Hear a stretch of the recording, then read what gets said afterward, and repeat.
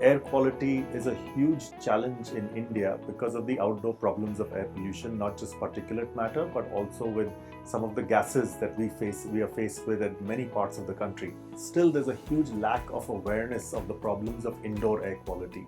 In India, people still link air quality problems with the outdoor air pollution problems of India, which the media is giving a lot of attention to today.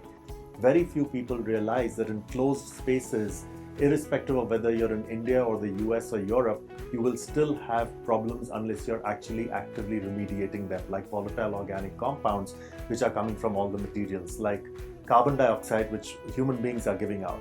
So, from a health perspective, how is it impacting health? The green building movement, whether it is LEED or whether it is WELL, air quality becoming slowly an integral part of these standards, I think, is leading people to realize that air quality is direct impact on health, and these standards are also taking you towards that.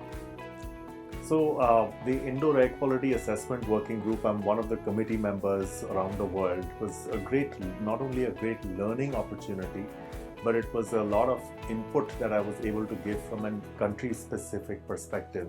And having been part of that journey, it gave me a lot more confidence in terms of our ability to execute and plan and design projects. So we've done many projects for air quality. So sustainability is something that I think everybody is starting to understand. It's become a buzzword of sorts. But not everybody really is able to adapt or implement sustainability in their lives.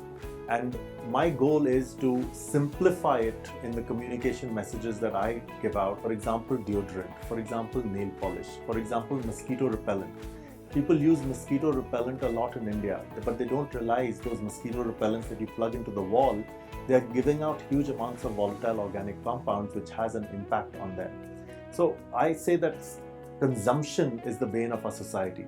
The lesser we consume, the better off this planet is going to be in the long run. Along with that messaging of simple things that are affecting them, you got to give them solutions. Then that it automatically leads to behavior change, and people start following that. The most exciting things that I do all year, I think, it's a 16-week visiting faculty position at the School of Planning and Architecture in Delhi. Children are our future.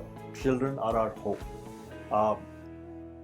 The reason I go and teach at School of Planning and Architecture is not for any other reason, but because I believe that these children, if they can actually inculcate the values that a standard like WELL brings to the table, and they can put that live into their projects and start believing in that, they will make a little bit of a change, a little bit of a difference. And that change, that little bit of a difference, is what we need every single person to do. And if all of us can bring that little change to the table, I think we'll make the right kind of dent that we need to from a climate change perspective.